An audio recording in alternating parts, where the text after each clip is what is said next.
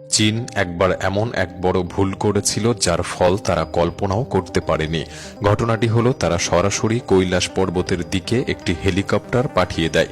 কৈলাস পর্বত হিন্দু ধর্মের দিক থেকে অত্যন্ত পবিত্র স্থান, তবে শুধু ধর্মীয় কারণেই নয়, এর ভেতরে এমন কিছু অজানা রহস্য এবং লুকানো জগৎ রয়েছে যা জানার জন্য বিশ্বের প্রায় প্রতিটি বিজ্ঞানী হুমড়ি খেয়ে পড়ে।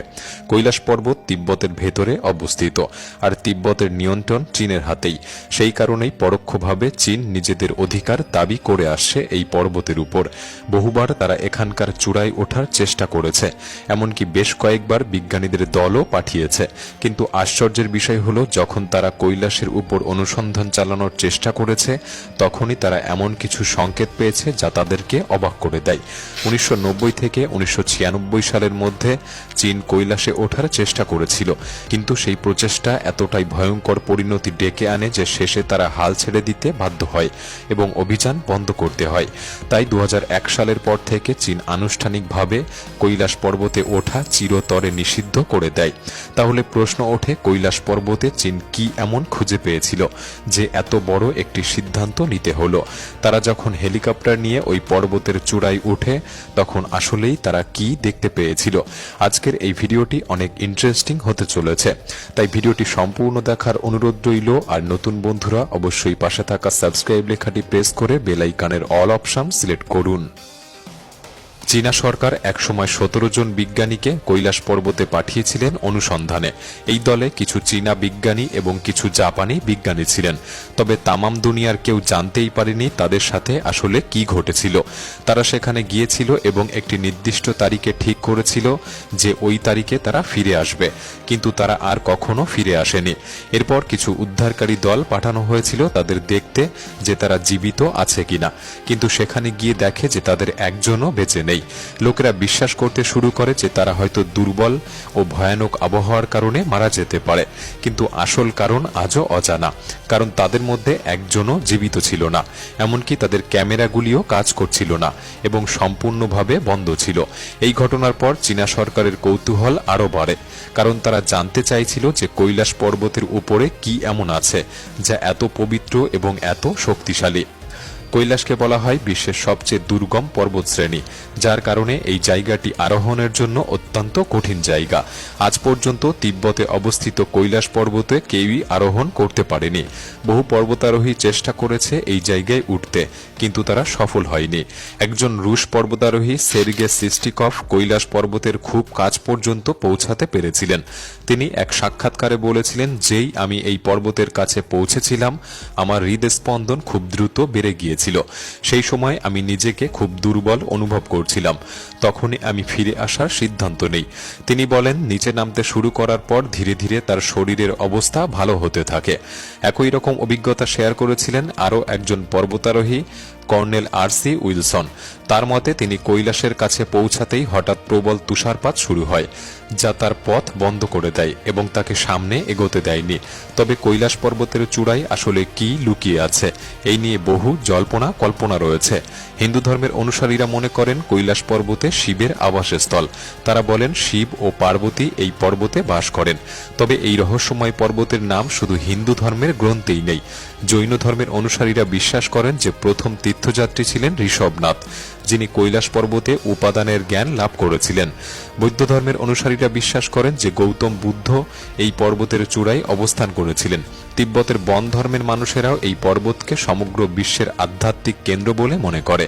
যে বন ধর্ম তিব্বতে বৌদ্ধ ধর্মের অনেক আগে থেকেই ছিল। বহু কাহিনীতে বলা হয়েছে যে কৈলাসের চূড়ায় শিবের গৃহ রয়েছে এবং এর সঙ্গে স্বর্গের পথসহ অনেক কিছুই সেখানে রয়েছে। আর এই কারণেই চীন খুব কৌতূহলী হয়ে ওঠে জানতে চায় যে এর উপরে আসলে কি আছে, এবং সেই জন্যই তারা ঠিক করে যে এবার তারা হেলিকপ্টার পাঠাবে। কৈলাস পর্বতের উপর দিয়ে সাধারণত হেলিকপ্টার বা বিমান ওড়ানো সম্পূর্ণভাবে নিষিদ্ধ, কারণ এখানে আবহাওয়া এতটাই খারাপ যে যে কোনো বিমান সেখানে টিকে থাকতে পারবে না।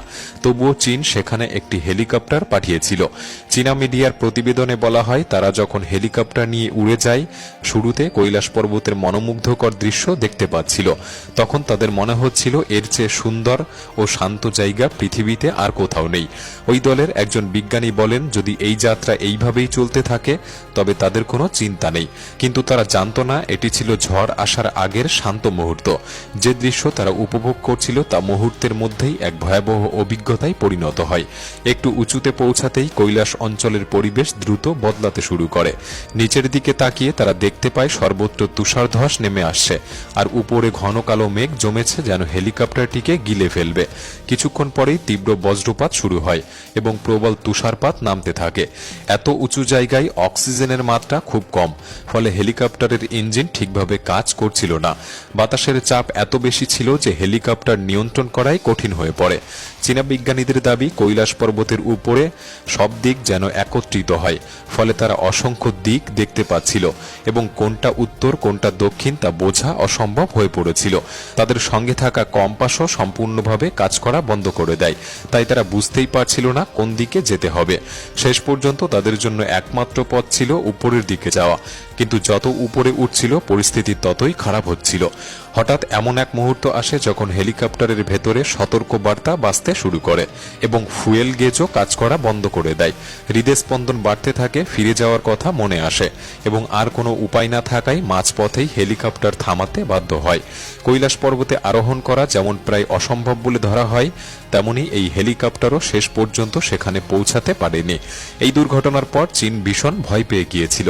তারা আশঙ্কা করেছিল যদি ঘটনাটি বিশ্বের সামনে আসে তবে তাদের মর্যাদা ক্ষুণ্ণ হবে। সেই থেকেই চীন কৈলাস পর্বতের দিকে এমনভাবে মুখ ফিরিয়ে নেয় যে নাম শুনলেই যেন আতঙ্কে কেঁপে ওঠে। এরপর তারা আর কখনো নিজেরা মাউন্ট কৈলাস ওঠার চেষ্টা করেনি, বরং পর্বতে ওঠাই নিষিদ্ধ ঘোষণা করে। তবে শেষবার আরও একবার এই মিশনের পরিকল্পনা করে তারা। এবার বিশ্বের সেরা 4 জন পর্বতারোহীকে ডেকে আনে এই মিশনে সামিল করার জন্য। যে করেই হোক কৈলাসের চূড়ায় পৌঁছাতে হবে। ধারণা ছিল চূড়ার একটু নিচে একটা ঝর্ণা আছে, অন্তত সেখানে পৌঁছালেই মিশন সফল ধরা হবে। 4 জন অভিযাত্রী একসময় এই যাত্রা শুরু করে, কিন্তু এক সপ্তাহ বাদে তাদের আর কোনো খোঁজ পাওয়া যায়নি। পরে উদ্ধারকারী দল পাঠানো হয় এবং 4 জনকে জীবিত অবস্থায় পাওয়া যায়, কিন্তু তাদের অবস্থা ছিল শোচনীয়। চোখ বসে গেছে, নখ চুল অস্বাভাবিকভাবে লম্বা হয়ে গিয়েছে, চুল একেবারে সাদা, মুখে গভীর বলিরেখা, ঠান্ডায় তারা কাঁপছে, শরীর ভীষণ দুর্বল। বাইরের পৃথিবীর হিসাবে মাত্র 8 দিন তারা ওখানে ছিল, কিন্তু তাদের কাছে মনে হচ্ছিল যেন 25 বছর পার হয়ে গিয়েছে। তাদের দ্রুত হাসপাতালে নেওয়া হয়, কিন্তু সুস্থ হওয়ার আগেই 4 জনই মারা যায়। বিশ্বাস করা হয় মাউন্ট কৈলাস মানুষের বয়স বাড়ার গতিকে অস্বাভাবিকভাবে বাড়িয়ে দেয়। সাধারণত আমাদের নখ চুল বাড়তে 2 সপ্তাহ সময় লাগে, কিন্তু ধারণা করা হয় কৈলাসে তা ঘটে 1 থেকে 2 দিনের মধ্যে। যদি এটা টাইম ট্রাভেল না হয় তবে আর কি হতে পারে? বিজ্ঞানীরা আজও এর কোনো সুনির্দিষ্ট প্রমাণ পায়নি, তাই আজও এগুলিকে কিংবদন্তি বা আধ্যাত্মিক গল্পের অংশ হিসাবেই ধরা হয়। হিন্দু ধর্মের লোকমুখে প্রচলিত এটাই শিবের ঢাল হিসাবে কাজ করে, যাতে কেউ চূড়ায় পৌঁছাতে না পারে, কারণ কৈলাসের শীর্ষে পৌঁছাতে গেলে অনেক সময় লাগবে, আর সেই সঙ্গে এমন দুর্বলতা দেখা দেবে যে মানুষ মাঝপথেই মারা যেতে পারে। বলা হয় চড়াইয়ের এক পর্যায়ে পৌঁছলে এমন তীব্র ঠান্ডা পড়ে, এমন অস্থিরতা আসে যে মনে হয় কেউ যেন বারবার বলছে ফিরে যাও। অনেক অভিযাত্রী দাবি করেছেন এখানে কোনো অতিপ্রাকৃত শক্তির প্রভাব রয়েছে, আর যদি তাই না হয় তাহলে প্রশ্ন আসে আজ পর্যন্ত কেউ কেন কৈলাসের চূড়ায় উঠতে পারেনি। ইতিহাসে মাত্র একজনের নাম পাওয়া যায় যার নাম ছিল মিলারিপা, এক বৌদ্ধ ভিক্ষু যিনি 1128 সালে কৈলাসের শীর্ষে পৌঁছেছিলেন বলে বিশ্বাস করা হয়। মানব ইতিহাসে একমাত্র তিনিই নাকি তা করতে পেরেছিলেন, কিন্তু নেমে আসার পর তিনি কারো সঙ্গে কোনো কথা বলেননি, ফলে উপরে কি আছে তা আজও রহস্য। লোকেরা বলে মিলারিপা নিজেই ছিলেন একজন রহস্যময় মানুষ, তবে কৈলাস থেকে ফিরে আসার পর তার মধ্যে বিশাল পরিবর্তন দেখা দিয়েছিল। তার চোখের চাহনিতে যেন বিশ্বের সমস্ত সত্য জেনে ফেলার এক গভীর প্রশান্তি ছিল। স্বাস্থ্যের দিক থেকেও আগের চেয়ে অনেক ভালো হয়ে যায় তিনি। তবুও মাত্র 7 বছর পর 1135 সালে তিনি দেহ ত্যাগ করেন। কৈলাস পর্বতকে শুধু হিমালয়ের কেন্দ্র নয়, অনেকেই এটিকে পৃথিবীর নাভি বলে থাকেন, যেখানে আকাশ ও পৃথিবীর মিলন ঘটে এবং চারদিক যেন এক বিন্দুতে এসে মিশে যায়। হিন্দু, বৌদ্ধ, জৈন এবং বন ধর্মে এই পর্বতের বিশেষ স্থান রয়েছে। রাশিয়ান বিজ্ঞানী আর্ন মুলধাসেবের মতে কৈলাসের চূড়ায় এক রহস্যময় শক্তি রয়েছে, যা মানুষের বোধের বাইরে। বাইরে। তার দাবি যদি কেউ এখানে 1 মাস অবস্থান করে তবে তার জীবনের প্রায় 25 বছর কমে যেতে পারে। শোনা যায় রাতে কৈলাস থেকে এক ধরনের গভীর ওম ধ্বনি বেরিয়ে আসে। কখনো কখনো এর ভেতরে ধাক্কা দেওয়ার মতো শব্দ পাওয়া যায় বা পাথর গড়িয়ে পড়ার আওয়াজ শোনা যায়, যেন ভেতরে কেউ আছে।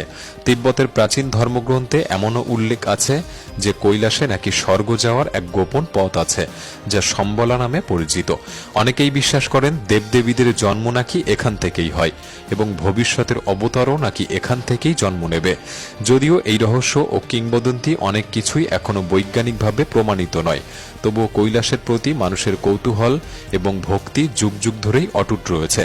তাহলে বলুন তো, আপনার কি মনে হয় কৈলাস পর্বতের ভেতরে সত্যি কোনো গোপন রহস্য লুকিয়ে আছে, নাকি এইসব শুধু মানুষের কল্পনা মাত্র? আপনার মতামত আমাদের কমেন্ট বক্সে লিখে জানাতে পারেন। ভিডিওটি ভালো লাগলে একটি লাইক করতে পারেন, চ্যানেলটি সাবস্ক্রাইব করে রাখতে পারেন। তাহলে দেখা হচ্ছে পরবর্তী নতুন একটি এপিসোডে। ধন্যবাদ।